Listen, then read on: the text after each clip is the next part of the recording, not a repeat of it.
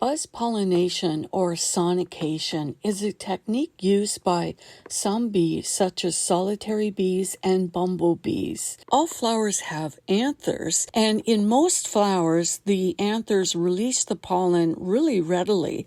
You can even stick your finger into a center of a flower and rub it around and then look at your finger and you'll have the pollen on your finger. But other flowers have their anthers, the parts that stick up and hold the pollen, are completely sealed except for a small pore at the top, or they might have very small slits along the sides, and the pollen cannot be released unless the flower is actually buzzed at a specific frequency. That's where these solitary bees and bumblebees come into play, because they have the ability to go to that flower and they'll grip it tightly. They might even use their mouth parts to bite onto it, and they will vibrate their wing muscles very quickly. They're not moving their wings, they're just vibrating the muscles, and that vibration goes through the bee to the flower and causes that anther to get vibrated very quickly, which releases the pollen and it falls all over the bee. And when bees fly, their bodies create static electricity. So she's already fully charged. So when that pollen falls out, when she buzzes, it will land on her fur and stick, kind of like how cat hair on the couch sticks to your pants. And then she'll gather up that pollen and put it on some nectar with it to make it into a paste, attach it to her back legs, and she's ready to go. And